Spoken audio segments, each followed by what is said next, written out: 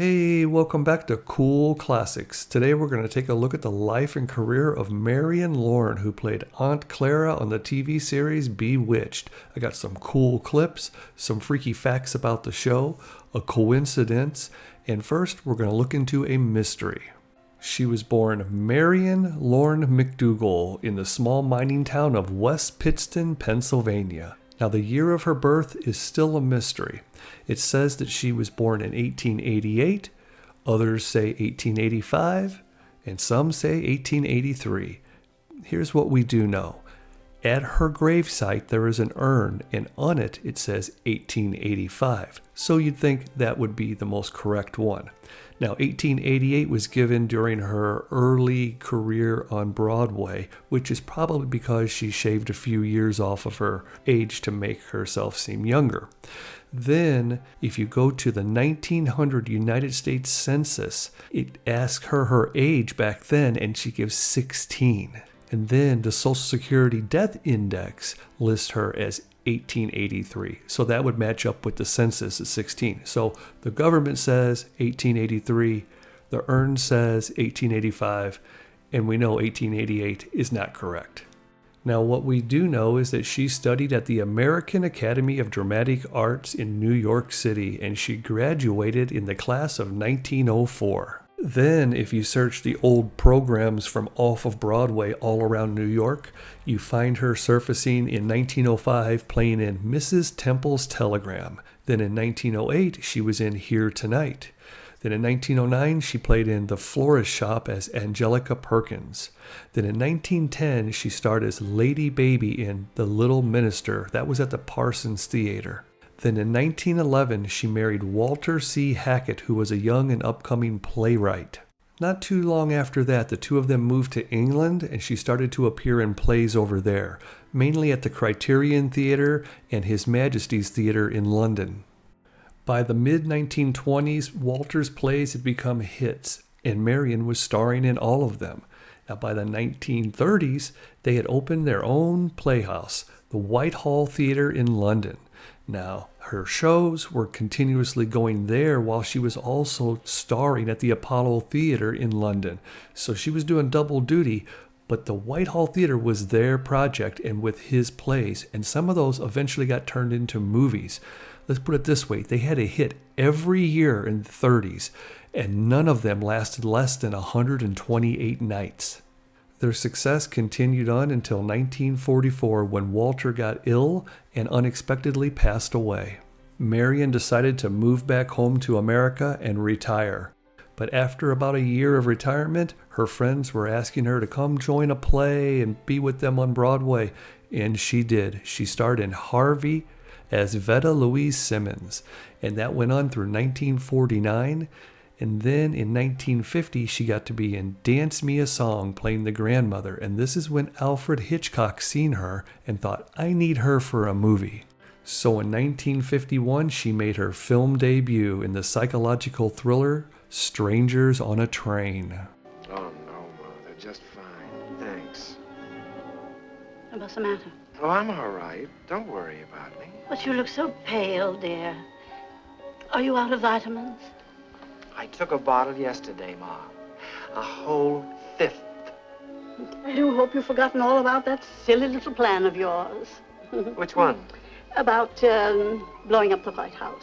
Oh. Besides, what would the president say? You're a naughty boy, Bruno. The very next year, 1952, she got the part of Miss Gurney on the Mr. Peepers TV series. Boo. Ah, Mrs. Gurney, come in. But, you know, I didn't know if your films were 3D or not, you know.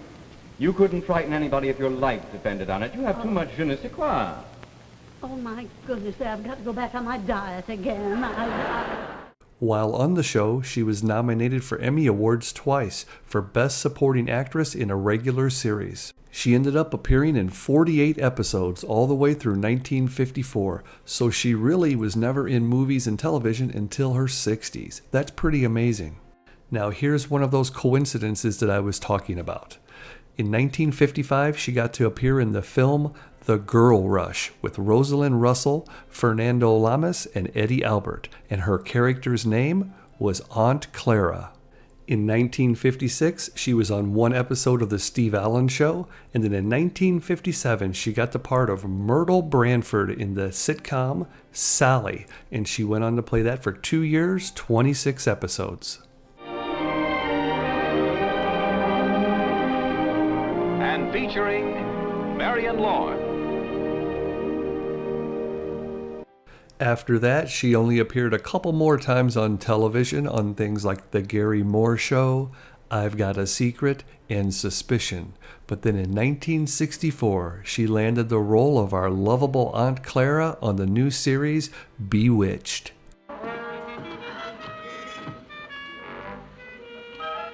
Well, you seem to be doing pretty well. The trouble,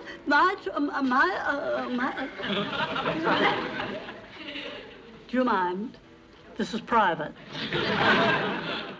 Not only is her character lovable, she's also forgetful, clumsy, makes mistakes with her magic powers, but she only uses them for good. She's one of the only witches to not torture Darren with it. Actually, she had to correct things that Endora did to him. So yes, she was a good witch.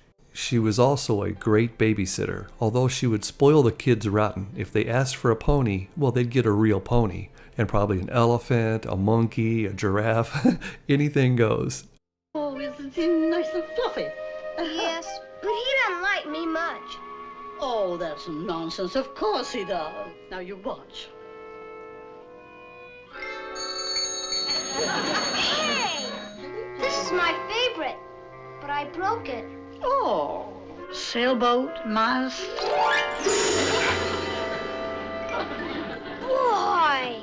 How's like a toy soldier? Oh dear, done it again. You're a magician! No, I'm a witch. Neato!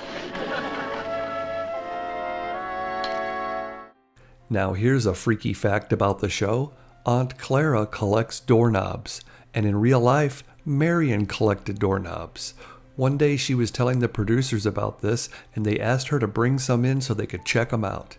Afterward, they told her, "We're going to add this to your character's profile. Could you leave some of these here for us to use as props?" And she left a whole bag full, and those are the ones that you see on the show.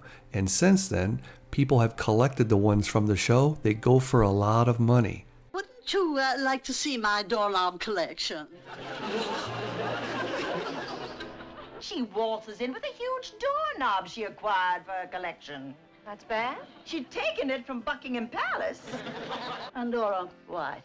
haven't you a house to haunt or something? All right. Whenever Aunt Clara would come over to visit, she'd never use the door. She'd try to walk through a wall, or she would appear in your closet. Sometimes she'd come down the chimney like Santa Claus. Hey, what was that? If I am not mistaken, it is not a what. It's a who.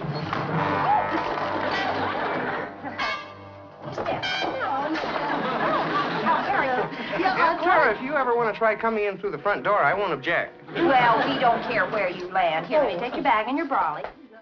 Now, during her time on Bewitched, Marion did not appear on any other television shows and only appeared in one other movie, which would be her third and final movie appearance. It was in The Graduate with Dustin Hoffman and Anne Bancroft. You know, the movie that sparked the Simon and Garfunkel song, Mrs. Robinson? Take a look who she's standing next to in this clip. It's Alice Ghostly. Hello. Hello. Oh, you must be one of the porters. No, actually, I'm not. Yes, I'd like you to meet my sister, Misty Witt. How do you do? How do you do, Mr. Witt? Now, when the fourth season of Bewitched came to an end, Marion was nominated for an Emmy Award for Outstanding Supporting Actress in a Comedy Series. Sadly, on May 9th, 1968, Marion had a heart attack in her apartment and passed away, just 10 days before she could receive her award. Elizabeth Montgomery went up there and accepted it in her place and gave a heartfelt speech. It's very touching. Just what have they proven? That Aunt Clara's made a few mistakes? Well, so what? Nobody's perfect. And I do not agree that just because someone is getting on in years that they have outlived their usefulness. Because her kind of warmth and compassion is very hard to find.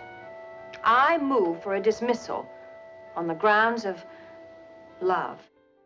The cast and production team all agreed there was no way to replace Marion on the show. So instead, they created a whole new character called Esmeralda, and she was played by Alice Ghostley, who had just played in The Graduate with Marion the year before. Wow, another amazing story. I get all caught up in it when I'm making these videos. I take a lot of time here and I can't help but fall in love with them. It's like I want to go back in time and meet them. If you like this video, share it on Facebook, subscribe to the channel, definitely give it a like. Cool classics. I'll be back with more.